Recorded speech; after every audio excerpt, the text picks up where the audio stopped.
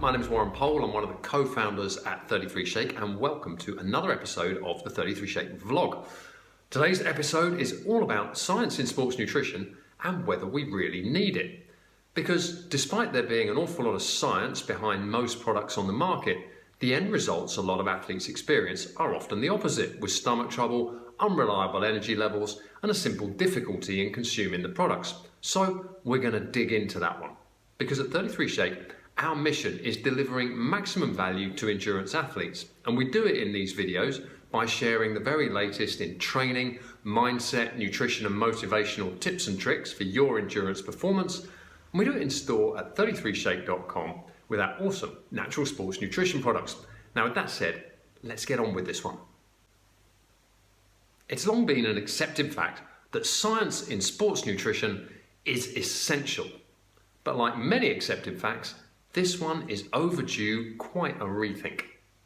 Now don't get me wrong, science has done some awesome stuff.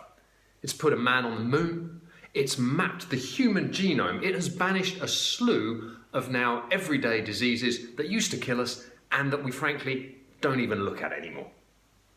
It's brought in technology as well that has made our world of previous science fiction now science reality. Science, on its day, rocks.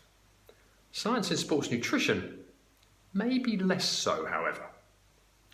If you took a time machine back 20 or even maybe 30 years, you would see sports nutrition products, protein powders, gels, the like, that look very, very similar to the ones today. In fact, if you looked at the ingredients labels, you'd see there's almost no difference. All that's really changed is the packaging and the marketing.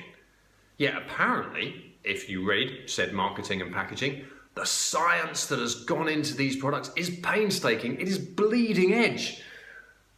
Doesn't really tally with the products and the ingredients themselves. In short, WTF. And I'm not going to spell that out because we're keeping this one family friendly. Science in sports nutrition, one of the big reasons it exists is to do with psychology. And this is not necessarily the good kind of psychology that makes us better mentally, stronger athletes, able to endure more and able to set our goals and achieve them. It's rather the sort of psychology that helps companies sell lots and lots of stuff. It's the sort of psychology that creates a difference between products when there really isn't one. We're talking about, I don't know, maybe a shampoo type commercial or a washing powder. Let's create a difference where there isn't really one and make people buy the new one, even though it's not new. Now, of course, all of us like to think we are much smarter than to ever fall for that sort of slightly crappy sleight of hand. Truth is, we are hardwired, absolutely, in our brains to lap this stuff up. The most famous experiment in this area came from a guy called Stanley Milgram. It was 1963 at Yale University, and he proved absolutely clearly that when people are influenced by the right authority, most ordinary people would do things they would never dream of. In the case of his experiment, he actually got completely sane, normally well-adjusted people to kill people with electric shocks. Let's just explain this a little bit more. They didn't use any force at all. In this experiment, like I say, he took healthy and well-adjusted volunteers, and what they had to do was administer an electric shock to a subject. Now, they couldn't see the subject. The subject was on the other side of a partition to them, and they had an authority figure with them, a man in a white coat with a clipboard, and it was a sort of scientific, authoritative setting that these people who were non-scientific, the volunteers, were brought into.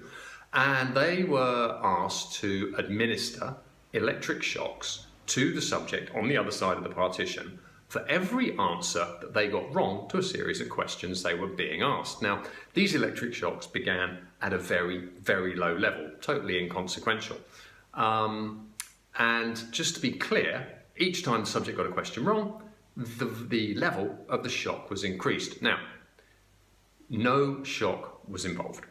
It was all a charade. The volunteer, the subject who was being, in inverted commas, shocked was a member of the research team. There was no electrical connection between the volunteer pushing the button and the subject apparently being electrocuted on the other side, but the volunteers didn't know this at all.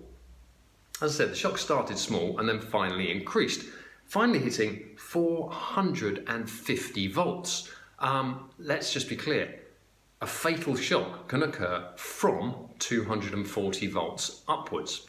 65% of volunteers went all the way to 450 volts, and this is despite the subjects increasingly screaming, yelling, begging them to stop, and finally, as the shocks increased, becoming unresponsive. All that happened as the subjects, if they were worried, if they said, can I stop, do I have to continue, the authority figure, the guy in the white coat with the clipboard, said, you must continue, the experiment demands it. That was it, no force, nothing. A clipboard, a bloke in a white coat, and he tells them they have to do it. They are effectively murdering somebody, or at least they believe they are. Again, we all think, I would never do that. These were normal people. 65% of them went to 450 volts. So what does all of this have to do with sports nutrition? The point is, if authority, as simple and benign as a white coat and a clipboard, can make ordinary, well-adjusted, sane, normal, intelligent people believe that they are electrocuting somebody quite potentially to the point of death, just imagine what other authority could be made to do to make us behave in other ways if it were harnessed incorrectly or improperly. And this is where we come to sports nutrition, because science is a massive authority. But let's just go into why authority works for us. In our lives, we are faced with thousands of choices every day. And one simple thing that evolution and our lives have taught us is that deferring to authority is generally a good thing. When you're halfway up a mountain and a sign says, be careful, don't go near the edge, it's loose, you go, well, that's probably a good idea, I should probably not go there. So throughout our lives, it's reinforced that most of the time, taking the advice given by an authority figure is worthwhile, whether they're teachers, whether they are the police, whether it's the lollipop lady at the school crossing when you're a kid, whether it's the government, whoever it is, because generally they've done the work, they know the answers, and we don't have to work out the decision for ourselves. And this is the point. Given the number of decisions we're faced with on a daily basis, if we did have to work them all out ourselves, we absolutely would never be able to get out of bed and get our socks on, let alone achieve anything. It's the very fact that we have these autopilot trigger responses to certain things that let us go about our daily day and thrive, achieve, live, and all those other things. So like I said, authority is a big trigger for our autopilot response of obedience. And as I said earlier, science is a major authority. That's been drummed into us ever since we started in school. You know, you see the great work that goes into science, you see the great achievements, and all of this is backed up not just through what we're taught at school, university and beyond, but what we see on the news, what we see in the media, because media and editors always demand in a lot of things, they want a scientific proof of some story or something that's going on. This is the gold standard that this is really a thing and not just something that has been made up in a shed somewhere. So this all brings us back to science in sports nutrition and how the science in many cases got hijacked in order to trigger our autopilot obedient response of doing what we're told is the right thing. Because this authority response and the trigger, you know, it's generally a positive force in our life until someone decides to hijack it. If you make something look like science, you get graphs, you get, I don't know, sweat rates and charts and scientific looking studies and people in white coats and laboratories and beakers and test tubes and VO2 max masks over your face and everything. Suddenly, bingo, you've not only created something scientific, you've created authority, and that is the point. Now you can then use that authority to tell people what to buy, how often they should buy it, and how they should use it. And then this really takes us back to the very early examples where we're talking about the worlds of shampoo, washing powder, where frankly, I mean, how white can a shampoo get our washing? You go back to the 1950s, we're being told this is the whitest your washing can ever get, yet somehow, nearly 70 years later, we're still being told this new washing powder is even whiter than the others. It doesn't actually make sense. But this is why, when this kind of influence is used through things being made to look scientific, This is why otherwise smart and educated athletes find themselves forcing down product they don't even enjoy because the science said it was good.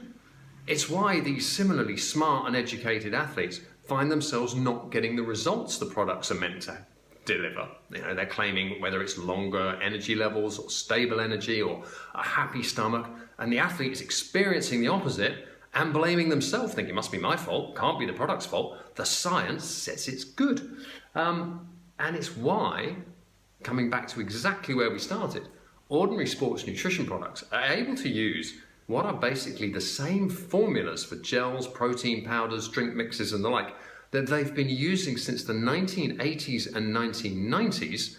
Think washing powder, whiter than white in the 50s, even whiter now, actually probably the same stuff. That's what's going on with a lot of these ordinary sports nutrition products, and that's where the science is then brought in to trigger our autopilot response to go, I need that, must be good.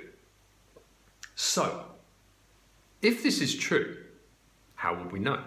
Well, the simple way you know is if a product is claiming it's going to do X, Y, and Z and you're experiencing the opposite, it isn't the fact that you're wrong, it's the fact that that science either is incorrect or, in your case, it doesn't apply.